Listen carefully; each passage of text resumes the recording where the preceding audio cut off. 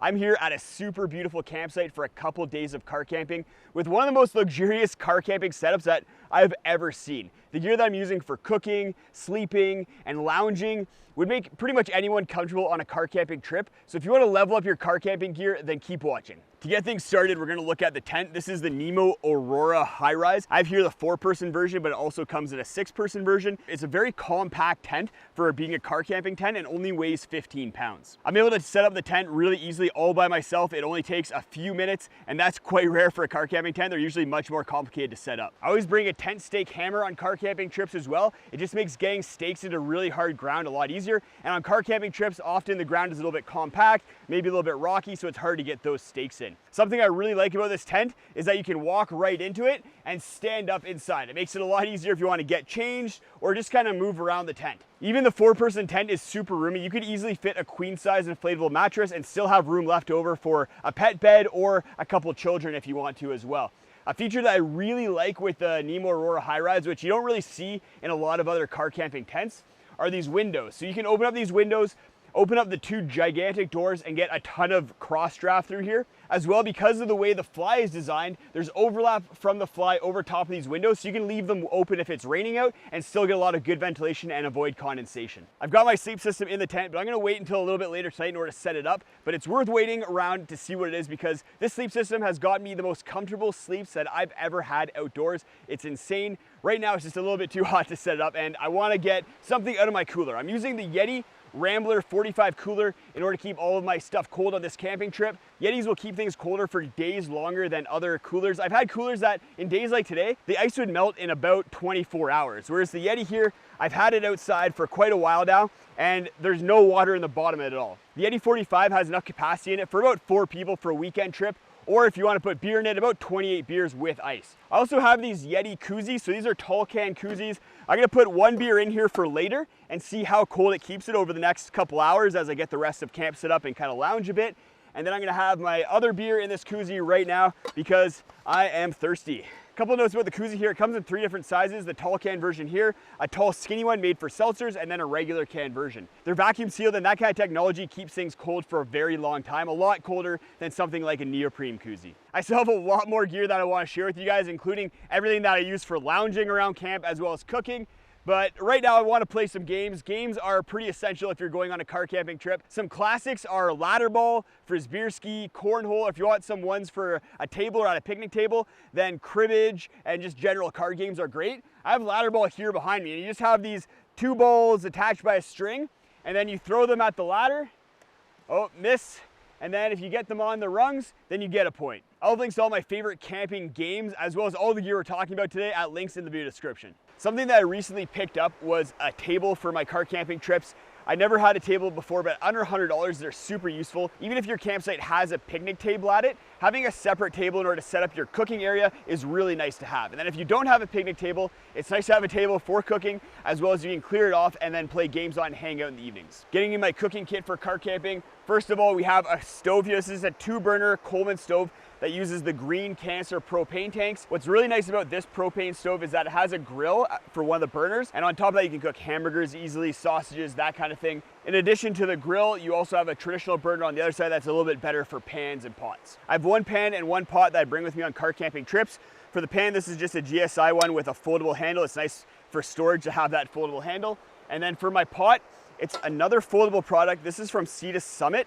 So you take off the little lid there and then it folds out. So this is just very nice for storage. It doesn't take up a lot of room and you get a nice 2.8 liter pot, which is great for boiling water. A couple more little accessories from GSI. So this is a spatula, also folding, and then foldable tongs. Between the spatula and tongs, I find I can cover off pretty much anything I need to cook when out on camping trips. Now let's take a look at what I'm gonna be cooking tonight. Just open up the Yeti cooler here, and then we have some sausages. So these are just some smokies, cheese smokies. So we'll be frying those up on the grill.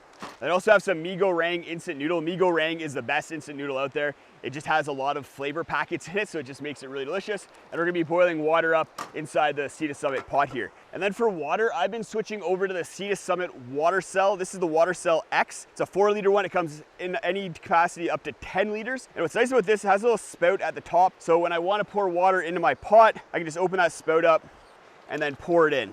For my utensils, I just have a plastic plate here. I can put things on there. It's a little bit deeper, so it's nice things don't fall off of it. And then I have my pink titanium spoon in order to scoop things up into my mouth. Another folding product from Sea to Summit, this is a mug. This is their X mug, and then this one has ridges on it in order to keep your hand a little bit cooler when you have hot beverages in there. I use this for coffee as well as hot apple cider in the evenings. You might have noticed that a lot of my car camping gear is very compact, and that's because I don't have a ton of space where I live, and I don't want to be filling an entire garage with car camping gear. So having compact gear that's easy to store is a priority for me, and it doesn't cost any more than the gear that's going to take up a lot more space. The last item in my cook system here is a dishwashing bowl. It's just a collapsible thing that you go scoop water in or pour water into and then wash your dishes. It's nice to be able to wash your dishes out in the field, and having a separate bowl in order to do that that's collapsible is really nice instead of having to carry a big bucket with you. I just saw this collapsible wine glass that I have, so it just pops off there, then you screw the stem into the top, because I did bring a little treat for myself in the cooler here. A can of wine. I like canned wine for car camping and then backcountry camping because it just travels a little bit better than a full bottle. After cooking dinner, I'll share with you guys the lounging setup that I have. It's amazing, and it's a setup where I can have a fire even if there's a fire ban. When dinner's done and it's time to relax, there's a few items that I love to bring car camping that really make lounging in a beautiful place that much better. First of all, we have the Thermacell bug repellent. So this is a USB rechargeable device that uses cartridges, and it puts out a bug repellent field of about 10 to 15 feet. I've used this on backpacking trips where there's been a ton of mosquitoes, and it's effectively created a barrier around us so that we were not getting eaten alive. Another item is this chair that you see behind me. So this is made by Ozark Trail, so you can pick it up at Walmart for like $50, $60. It's really inexpensive. There's a few things that make this chair really stand out compared to a lot of the other camp chairs that you can get out there. First of all, it's a love seat, so you can sit on this chair and cuddle with somebody if you want to. Another aspect of it that I really like is that it has these enclosed armrests, so you can really lounge on it quite easily and be very comfortable if you're laying on it by yourself. The third thing is that it's insulated. So there has insulated bottom and sides and back, and when you're out in colder weather, if it's starting to get colder in the evenings, then that insulation on your back is going to keep you a lot warmer. In order to keep you warm on your front, I have a couple of things that I like to use. First of all, we have this blanket from Sea to Summit. This is a synthetic blanket that you can put over yourself in order to keep the front of you warm. As well, you can see that we have this fire pit here. So this is a fire cube made by Outland. It's ran on propane, so that if there is a fire ban, you can still use this. There's a fire ban right now where I am, and I'm able to use this fire no problem because it doesn't create sparks that could cause a forest fire. It's surprising at how much heat this thing puts off. Right now, I am toasty warm around it, and what's really nice about it as well is that you can roast marshmallows on it. The propane, as it burns, doesn't create any toxic chemicals, so if you want to roast marshmallows or cook food on this propane fire pit, then you can do so without any problems. Good morning. I slept great last night, just getting coffee going this morning. I'm using some Wildland coffee. It's coffee in a tea bag. I've never tried it before, really curious to see how it goes. I think it's just like a regular tea bag. You steep it in some hot water and then you get coffee on the back end. Well, I let that steep. Let's go take a look at my sleep system because it did phenomenal last night, and I really want to share with you guys a sleep system that I think will get you sleeping really comfortable on car camping trips. For my sleeping pad, I use the Nemo Roamer sleeping pad. This thing is gigantic. It's 70 inches long, 30 inches wide, and 4 inches thick. It has an R value of 6, so it's going to keep you really warm even if it gets really cold at night. And what I like about this is that it uses foam and air. So the foam provides a nice, supportive, comfortable surface, and then inflating it with air allows you to fine-tune how soft or firm you want the mattress. Having that combination of foam and air also means that the mattress compresses really small when you go to pack it up. You might have noticed some toggles on the sides of the mattress here. That's a really cool system, but we'll talk about that a little bit later.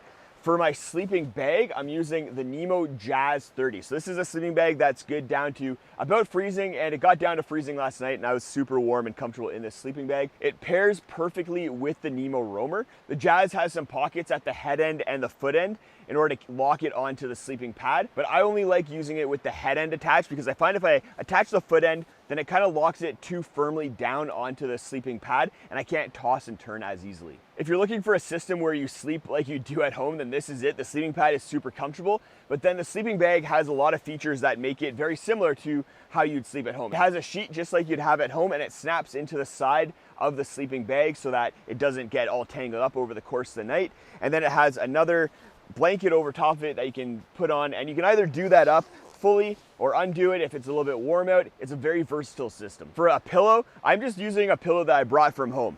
When you're going car camping, there's no reason to try and fiddle around with camping pillows. A pillow from home is always going to be a lot more comfortable, and it fits right into the hood of the sleeping bag here. Once you're all done at your trip, what's nice is you can just roll up the entire sleeping pad and sleeping bag system, and then the bag that Nemo provides for the sleeping bag fits all of it really nicely. So it's really easy to just unroll it once you get to camp, put it down, and you're good to go and good to sleep. You can get the Jazz and Roamer sleeping bags in the single versions like I have here, or you can get them in double versions. What I really like about the single versions is if you get 2 of them, then there's toggles on the sleeping pad that you can use in order to attach 2 pads together, and they lock in really nicely. And then the sleeping bags zip together. So you can have a modular system where if you're going out by yourself like I am on this trip, then you can just bring one of the setups. And if you're going out in a couple, then you can attach the 2 mattresses together, zip the sleeping bags together, and it's like you're sharing a bed at home. If you are interested in some camp pillows, whether for car camping or for backpacking, then go check out this video where I review a whole bunch of camp pillows in order to figure out which one's the best.